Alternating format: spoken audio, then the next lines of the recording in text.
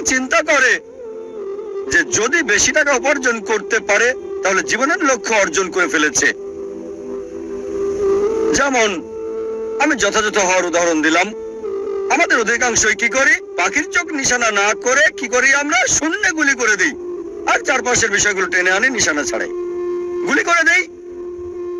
কোন একটা বিষয়ে গ্রাজুয়েশন করি, তারপর যখন বলা হয় কেন এই কোর্স নিয়েছো তুমি, ও আমি তো ভাবিনি। তারপর বিশেষত্ব খোঁজে, আরো বেশি বিশেষত্ব খোঁজে, তারপর চেষ্টা করে যাচাই করে কেন এই কোর্স নিয়েছে।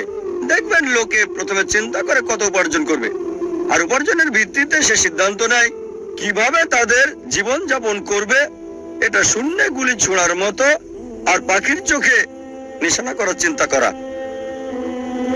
প্রথমে দেখতে হবে আমাদের কেন্দ্র কোনটা, কোনটাকে ভিত্তি করে আমাদের জীবন আবর্তিত হচ্ছে।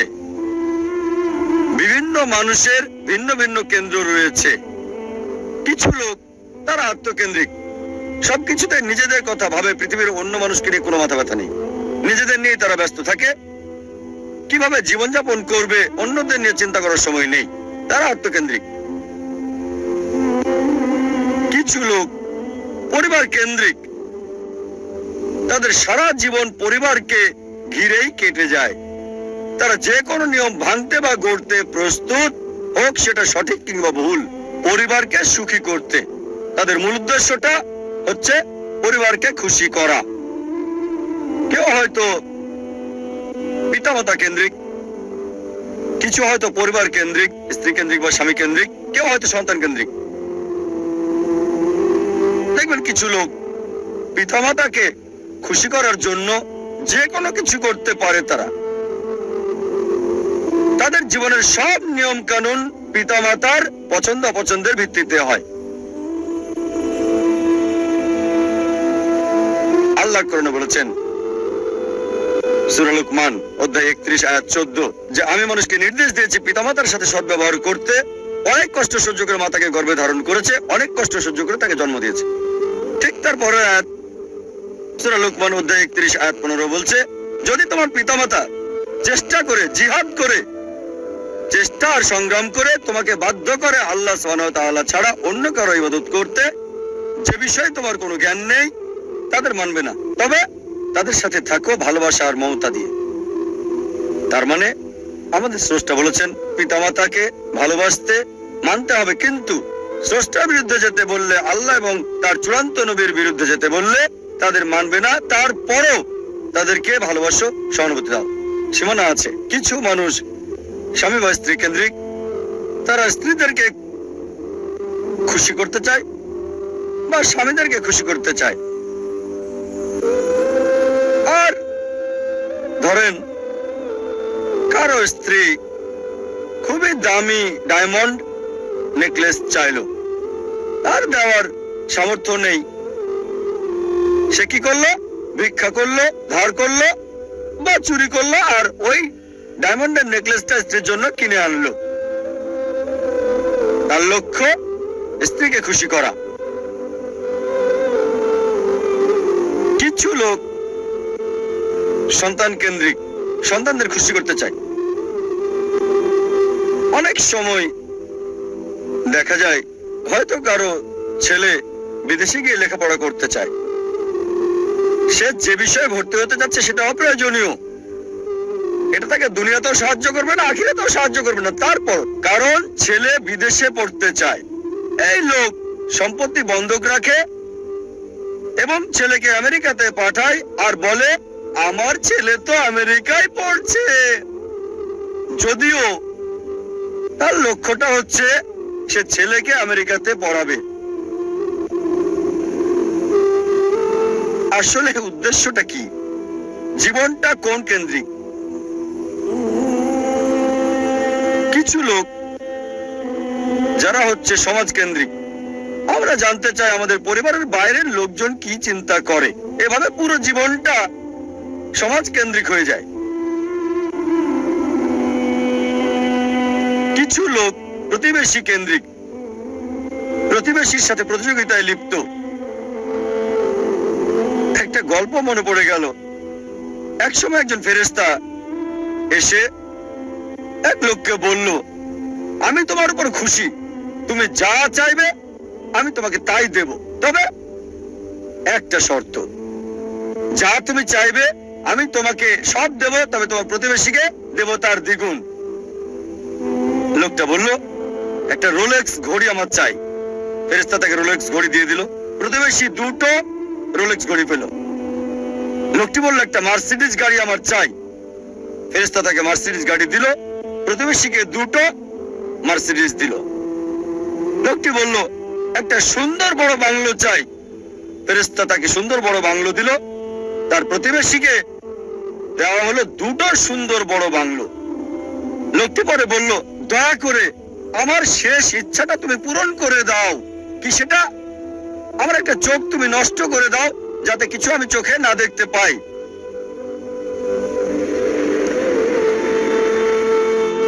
চিন্তা করেন, সে তার নিজের চেয়ে প্রতিবেশীকে নিয়ে বেশি ব্যস্ত। তার জীবন সহজ কিন্তু জটিল সেটা ভাবছে না সে।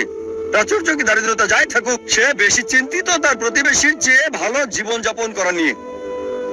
এ কারণেই সে ফেরেশতাকে বলল, আমার একটা চোখ নষ্ট করে দাও, যাতে প্রতিবেশীর দুটো চোখই নষ্ট হয়ে যায়। এভাবে আমরা প্রতিবেশী কেন্দ্রিক। নিজে সুখী কিনা ভাবছে না, দেখতে পারবে কিনা সেটা ব্যাপার না। যেহেতু প্রতিবেশী সম্পূর্ণ অন্ধ হবে, তাই একটা চোখ হারাতে কোনো আপত্তি নাই। প্রতিবেশী কেন্দ্রিক। কিছু লোক বন্ধু কেন্দ্রিক, কিছু আবার শত্রু কেন্দ্রিক। তারা বেশি চিন্তিত তার শত্রু কি করছে সেটা নিয়ে। শত্রু কি চিন্তা করছে আমার ব্যাপারে তা নিয়ে পরিকল্পনা করে। শত্রু যদি এটা করে আমি ওটা করবো। সব সময় সারা জীবন চিন্তা করে এভাবে শত্রুরা কি করছে। এটা আপনি পাবেন বিভিন্ন ক্ষেত্রে। ব্যবসায়ী চিন্তা করছে তার শত্রুর ব্যাপারে, ছাত্র চিন্তা করছে শত্রুর ব্যাপারে। তারা যা চিন্তা করে তার প্রতিরোধ চিন্তা করে। শত্রু যা চিন্তা করছে তার প্রতিরোধমূলক চিন্তা। বেশিরভাগ সময় তারা কাটায় শত্রুর মোকাবেলার চিন্তা করে। তাদেরকে একটা সুন্দর শান্তির উপদেশ দিতে চাই, যা আমি অনুসরণ করি। যদি কেউ আপনার দিকে পাথর ছুঁড়ে মারে, নিজেকে এতটা উঁচুতে নিয়ে যান যাতে পাথর আপনাকে ছুঁতে না পারে। কেউ আপনার দিকে ঢিল ছুঁড়ে মারলে নিজেকে এমন উঁচুতে নিয়ে যান যাতে পাথর আসতে না পারে। তাহলে প্রতিযোগিতার প্রশ্ন আসবে কি করে? আপনার বিরুদ্ধে শত্রুর পরিকল্পনার সুযোগ আসবে কি করে? আরেকটা উপদেশ, যদি কেউ ইট ছুঁড়ে মারে আপনার দিকে, এই ইট দিয়ে ঘর তৈরি করেন আপনি। স্কুলে শিখতাম মার্শাল আর্ট, কেরাতি, জুডো। যদি বড় কেউ আপনাকে ধাক্কা দেয়, কি করতে হবে? সাইড স্টেপ নিতে হবে। তার শক্তি কাজে লাগিয়ে তাকে ফেলতে হবে, তার শক্তির ব্যবহার। কেউ যখন আপনাকে ইট মারবে, সেই ইট দিয়ে ঘর তৈরি করেন।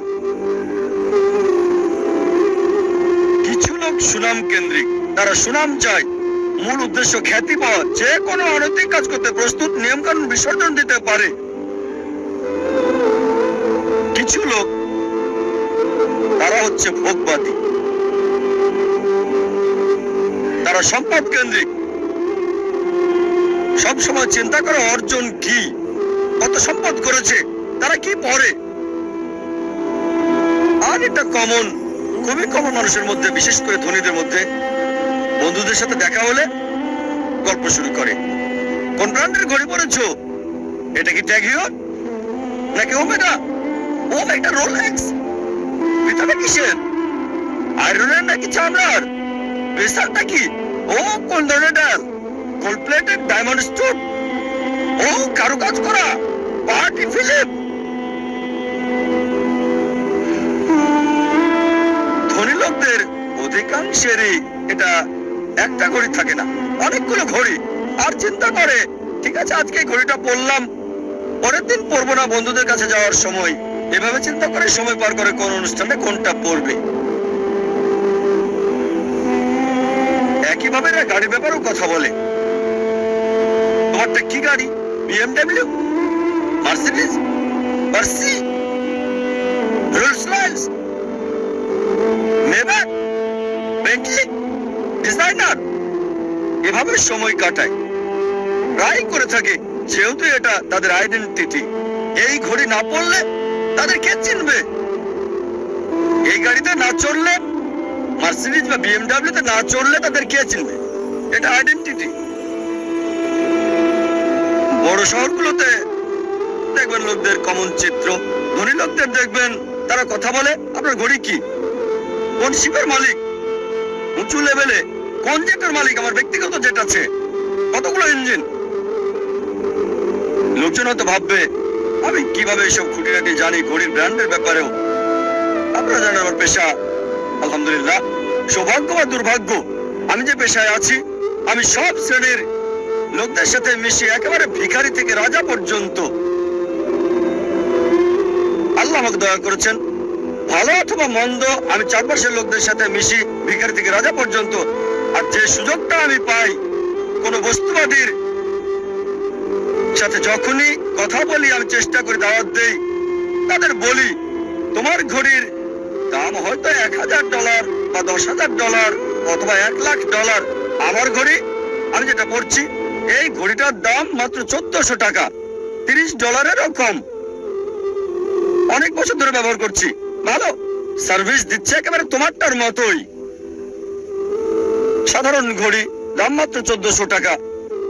আলহামদুলিল্লাহ, আল্লাহ দয়া করেছেন, আমি যেগুলো নাম বললাম অধিকাংশ ব্র্যান্ডই উপহার পেয়েছি, সবগুলো ব্র্যান্ডই উপহার পেয়েছি। এই সবগুলো ওমেগা, রোলেক্স, অনেক পেয়েছি।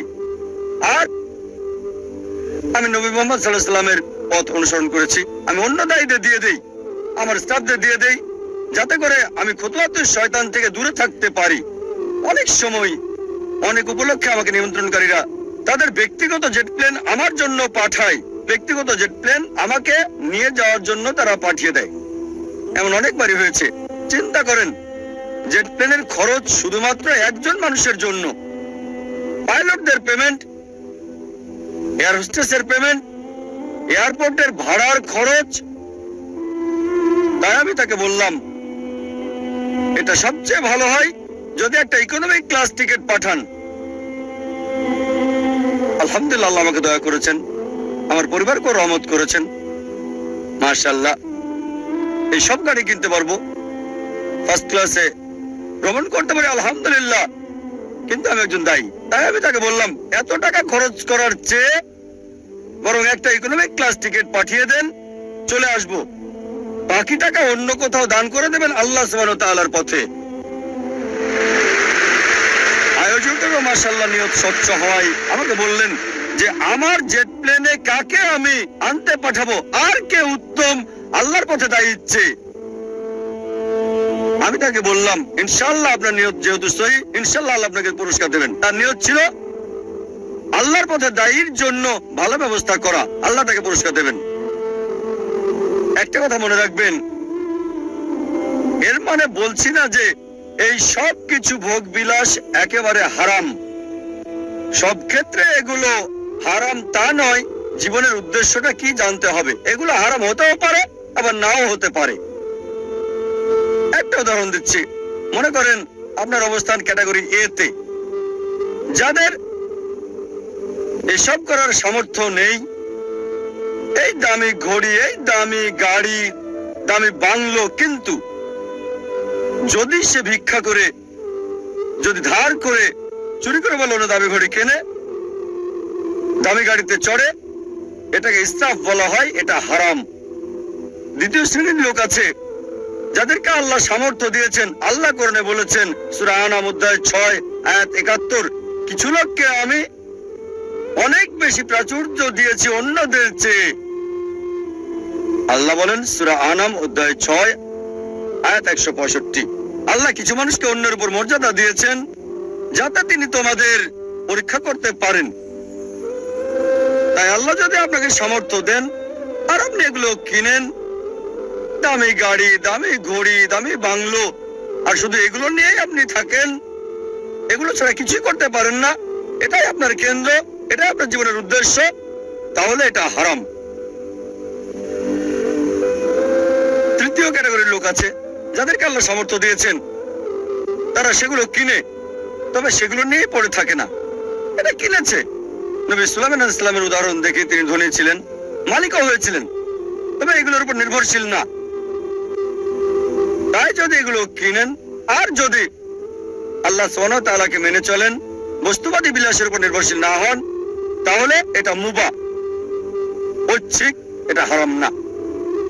তবে সবচেয়ে উত্তম চতুর্থ ক্যাটাগরি, যাদের আল্লাহ সামর্থ্য দিয়েছেন আর তারপর সেগুলো ব্যবহার করে না, এগুলো কিনে না। প্রিয় নবীজি মুহাম্মদ সাল্লাল্লাহু আলাইহি ওয়াসাল্লামের মতো, আমাদের প্রিয় নবী মুহাম্মদ সাল্লাল্লাহু আলাইহি ওয়াসাল্লামের ক্ষমতা ছিল,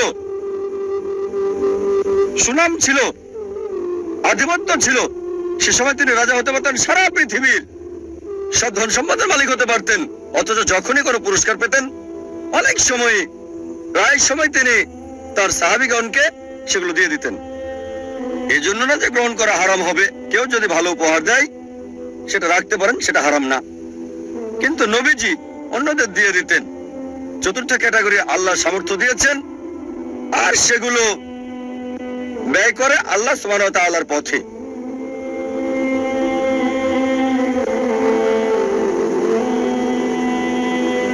আমাদের গন্তব্য নির্ধারণ করতে হবে, আমাদের কেন্দ্র কোনটি। মানব জাতির জন্য সবচেয়ে গুরুত্বপূর্ণ গন্তব্য আল্লাহ কেন্দ্রিক হতে হবে। তার উদ্দেশ্য, তার লক্ষ্য হতে হবে আল্লাহ সুবহানাহু ওয়া তাআলা এবং সর্বশেষ চূড়ান্ত নবী মুহাম্মদ সাল্লাল্লাহু আলাইহি ওয়াসাল্লাম। আর বিশ্বাস করেন, আল্লাহ কেন্দ্রিক হলে আপনার নিজেকে অবহেলা করতে হবে না, পরিবারকে অবজ্ঞা করতে হবে না, আপনার সমাজকেও না। আল্লাহ কেন্দ্রিক হলে আল্লাহ বলেছেন নিজের যত্ন নাও, রাতে ঘুমাও। আল্লাহ বলেছেন পরিবারের দেখাশোনা করতে। পিতামাতার ব্যাপারে আল্লাহ বলেছেন সূরা ইসরা অধ্যায় 17 আয়াত 23 ও 24 যে আল্লাহ নির্দেশ দিচ্ছেন তাকে ছাড়া কারো ইবাদত করবে না, পিতামাতার সাথে সদ্ব্যবহার করবে, যদি তাদের একজন বা উভয়ই বার্ধক্যপরিণত হয় বিরক্তি প্রকাশ করবে না, এমনকি উফ শব্দটা করবে না। বিনীতভাবে কথা বলো, দয়ার ডানা মেলে দাও আর দোয়া করো, হে আল্লাহ তাদের অনুগ্রহ করো যেভাবে তারা আমাকে শৈশবে লালন করেছেন। তার মানে যদি আল্লাহ কেন্দ্রিক হন, পিতামাতাকে ভালোবাসতে হবে, সম্মান করতে হবে, মান্য করতে হবে। যদি তারা আল্লাহ এবং রাসূলের বিরুদ্ধে যায় সেক্ষেত্রে মানবে না, তারপরও ভালোবাসা সহানুভূতি থাকতে হবে। সূরা লোকমান অধ্যায় 31 আয়াত 14 এবং 15। যদি আল্লাহ কেন্দ্রিক হন তার মানে এই না যে স্ত্রীর খোঁজ খবর নেবেন না। একটা হাদিস আছে প্রিয় নবীজি মুহাম্মদ সাল্লাল্লাহু আলাইহি সাল্লামের, আহমদ ইবনে হাম্বল, হাদিস নাম্বার 7396। আমাদের নবীজি মুহাম্মদ সাল্লাল্লাহু আলাইহি সাল্লাম বলেছেন, মুমিনদের মাঝে সেই সবচেয়ে উত্তম যে তার পরিবারের সাথে ভালো, বিশেষ করে স্ত্রীর সাথে। আল্লাহ কেন্দ্রিক হলে পরিবারকে অবহেলা করতে হবে না, সমাজকে অবহেলা করতে হবে না। আল্লাহ বলেন সূরা মাউন অধ্যায় 107 আয়াত 1 থেকে 7 যে প্রতিবেশীর হক আদায় করো, প্রতিবেশীকে সাহায্য করো। প্রিয় নবী মুহাম্মদ সাল্লাল্লাহু আলাইহি ওয়াসাল্লাম বলেছেন, এই হাদিসটা আছে সহিহ বুখারীতে ভলিউম 1 বুক অফ ফেথ হাদিস নাম্বার 13 যে সে কখনোই পূর্ণ মুমিন নয় যদি তার ভাইয়ের জন্য তা পছন্দ না করে যা সে নিজের জন্য করে থাকে।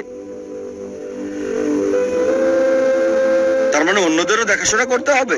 তাই আল্লাহ কেন্দ্রিক হওয়া মানে এই না যে সবকিছুকে অবহেলা করে ভিখারির মতো জীবনযাপন করতে হবে। তবে কেন্দ্র হবে আল্লাহ। আল্লাহ যদি সম্পদ দেন, সেই সম্পদকে আল্লাহর রাস্তায় ব্যয় করেন। আল্লাহ সুনাম দিলে আল্লাহর রাস্তায় সেটা ব্যয় করতে হবে। আল্লাহ আপনাকে গুণ দিলে, আল্লাহ আপনাকে অনুগ্রহ দিলে আল্লাহর রাস্তায় সেটাকে ব্যয় করেন। সবচেয়ে বড় উদাহরণ, রোল মডেল, যে মানুষটি সম্পূর্ণভাবে আল্লাহ কেন্দ্রিক ছিলেন, সর্বশেষ এবং চূড়ান্ত নবী মুহাম্মদ সাল্লাল্লাহু আলাইহি সাল্লাম। আমাদের প্রিয় নবী মুহাম্মদ সাল্লাল্লাহু আলাইহি সাল্লাম সবচেয়ে বড় উদাহরণ। তিনি সবকিছুতে আল্লাহ কেন্দ্রিক ছিলেন। আর তিনি শুধু মুসলিম জাতির জন্যই আসেননি, সমগ্র মানব জাতির জন্য রহমত স্বরূপ। আল্লাহ কোরআনে বলেন সূরা আম্বিয়া অধ্যায় 21 আয়াত 107, ওয়ামা আরসালনাকা ইল্লা রাহমাতাল লিল আলামিন, আমি তো তোমাকে অবশ্যই সমগ্র মানব জাতির রহমত হিসেবে প্রেরণ করেছি, সমগ্র সৃষ্টির রহমত হিসেবে, সমগ্র পৃথিবীর জন্য রহমত। একজন মানুষের জন্য সবচেয়ে ভালো উদাহরণ, যার জীবনের সবচেয়ে ভালো উদ্দেশ্য ছিল। মানব জাতির সবচেয়ে বড় উদাহরণ একজন মানুষের জন্য, বর্বর জাতিকে যিনি মানব জাতিতে রূপান্তরিত করেছেন, যে মানুষটা মানব জাতিকে বদলে দিয়েছিলেন। আর ইতিহাস পড়লে ঘন্টা দিন একসাথে বলে যেতে পারবেন মুসলিমরা কি বলছে সেটা বাদ দেন, নবীজি মুহাম্মদ সাল্লাল্লাহু আলাইহি সাল্লাম সম্পর্কে শত শত অমুসলিমের কথার উদ্ধৃতি দিতে পারবেন যারা নবীজির প্রশংসা করেছেন। এখানে কয়েকটা উদাহরণ দিচ্ছি। জর্জ বার্নার্ড শ তিনি বলেছেন মুহাম্মদ সাল্লাল্লাহু আলাইহি সাল্লাম সম্পর্কে যে আমি তার সম্পর্কে পড়েছি, মানে নবী মুহাম্মদ সাল্লাল্লাহু আলাইহি সাল্লাম, আর আমার মতে নিরপেক্ষ অবস্থান থেকে বললে তাকে মানবতার রক্ষাকারী বলা উচিত। George Bernard Shaw. Thomas Carlyle বিখ্যাত ঐতিহাসিক ছিলেন, তিনি একজন ইউরোপিয়ান অমুসলিম। তার লেখা একটা বই হিরোজ অ্যান্ড হিরো ওয়ারশিপ, তিনি বীরদের ইতিহাস তুলে ধরেছেন। আর এক নম্বর হিরো, একজন বীর নবী, তিনি ঈসা আলাইহিস সালাম ছিলেন না, তিনি মুসা আলাইহিস সালাম ছিলেন না, দাউদ আলাইহিস সালাম ছিলেন না, সুলাইমান আলাইহিস সালাম ছিলেন না, তিনি ছিলেন মুহাম্মদ সাল্লাল্লাহু আলাইহি সাল্লাম। চিন্তা করেন, থমাস কার্লাইল একজন ইউরোপিয়ান, একজন খ্রিস্টান, তিনি এক নাম্বার বীর নবী হিসেবে রেখেছেন নবী মুহাম্মদ সাল্লাল্লাহু আলাইহি সাল্লামকে।